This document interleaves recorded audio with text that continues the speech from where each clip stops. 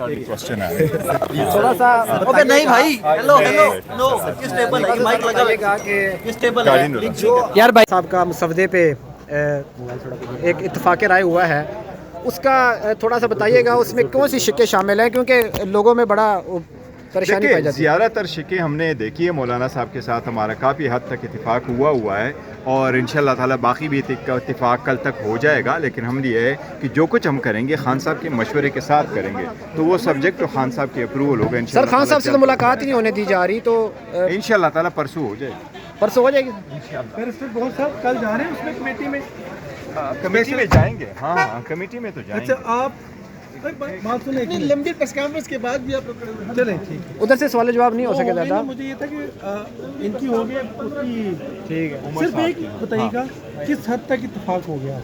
नहीं काफ़ी हद तक इंशाल्लाह ताला हमारा इत्तेफाक ही हम चाहते हैं मौलाना साहब के साथ साथ चले। सब्जेक्ट जो खान साहब ने पहले हिदायत दी थी उसके मुताबिक हम आए और इंशाल्लाह ताला हम किसी कंसेंसस पे पहुंच जाएंगे। सर इसमें तो बहुत ज़्यादा तरमीम है, तो खान साहब को एक एक कैसे आप बताएंगे? आज जो सबसे ज़्यादा हमारा ग्रीवियंस था और जो बड़ा कंसर्न है वो यही कि अगर हम बात कर रहे हैं और आगे बढ़ रहे हैं और ईमानदारी के साथ और खुलूस के साथ हम बढ़ रहे हैं, फिर हमारे लोगों को उठाना, उनको सदुकोप करना, ये एक्सेप्टेबल नहीं है, ये जमहूरियत का हिस्सा नहीं है। इसलिए मौलाना साहब भी इससे सख्त नाराज़ हैं और हमें भी बहुत सर स्ट्रांग रिजर्वेशन। सबको मालूम है मीटिंग तय हुई है कल देखो वहाँ सेशन से फारिग होकर फिर आएंगे तो इंशाल्लाह। सर सबको मालूम है कि तरमीम कहाँ से आई है, उसके नहीं देखो ये कोई फ़र्क नहीं पड़ता तरामीम कहाँ से आई, जहाँ से भी आई, लेकिन तरीक़ेकार ठीक होना चाहिए।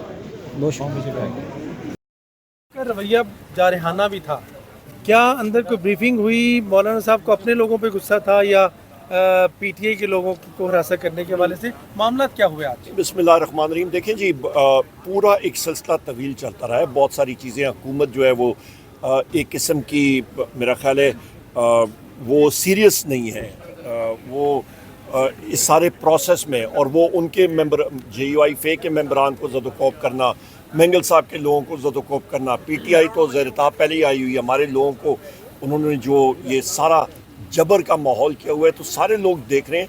और आज मैंने कौमी असम्बली के फ्लोर पे पूछा और मैंने कहा जी या इसका ज़िम्मेदार आज़म तारड़ साहब है या मोहसिन नकवी हैं या शहबाज शरीफ हैं, क्योंकि यही हुकूमत है ना, या इन्होंने ऑर्डर किया है कि हम लोगों के ख़िलाफ़ केसेस बने, हमारे अहलखाना को उठाया जाए, कारोबार बंद हो, तो ये सामने आए।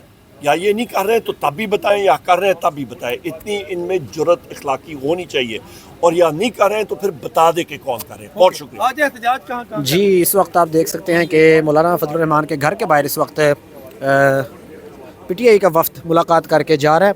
असद कैसर साहब, सर थोड़ा सा बताइए। सर सबको मालूम है कि तरमीम का शोशा किस तरह छोड़ा, उसके बावजूद तरमीम पर बहस हो रही है, हालांकि होना ये चाहिए था कि बहस ही ना होती तरमीम पे, क्या कहेंगे?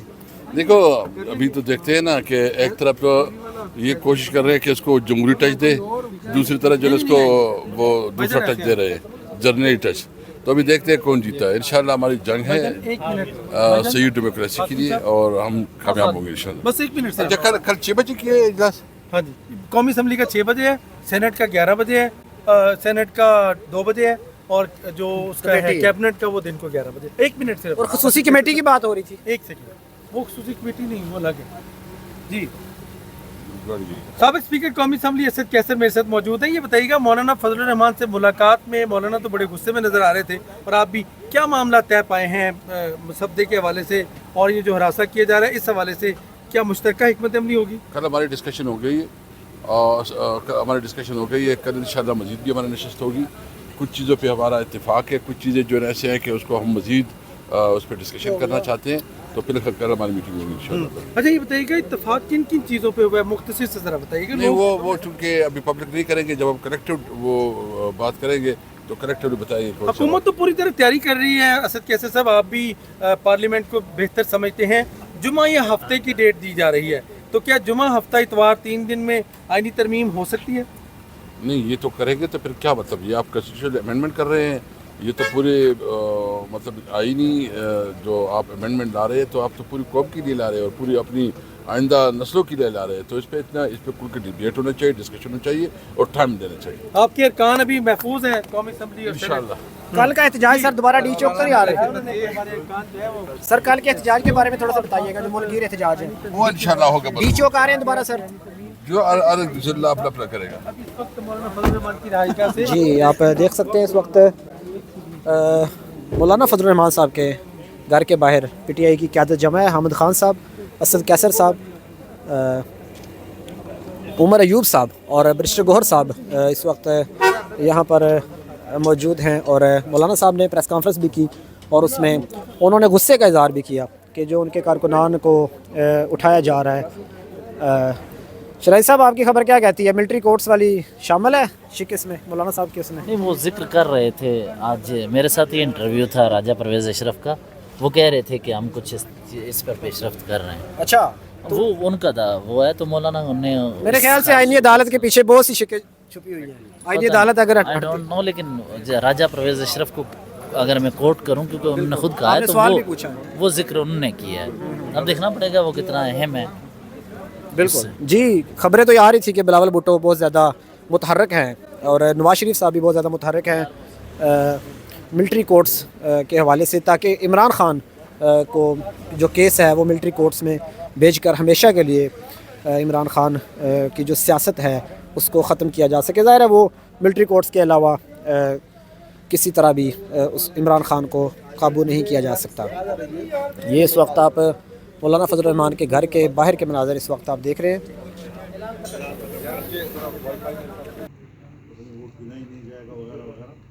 उस वक्त सूरत हाल में ये तब्दीली क्यों लाई गई थी, एकदम तब्दीली क्यों लाई गई थी। आज एक ऐसे वक्त में तब्दीली लाई गई है कि फिर एक हुकूमत को उसका फ़ायदा उठाने के लिए तो ये उसूल के तहत ये इक़दाम होने चाहिए, मुल्की और कौमी ज़रूरत के तहत ये इक़दाम होने चाहिए, नहीं है कि आप मौरूज़ी ज़रूरत के तहत इस किस्म के। अच्छा मौलाना साहब, इस हवाले से अच्छा ये इतनी बड़ी अहम तरमीम है कि जिसके पीछे एक बड़ा अहम आदमी है और उसका नाम है अच्छा मौलाना साहब, इस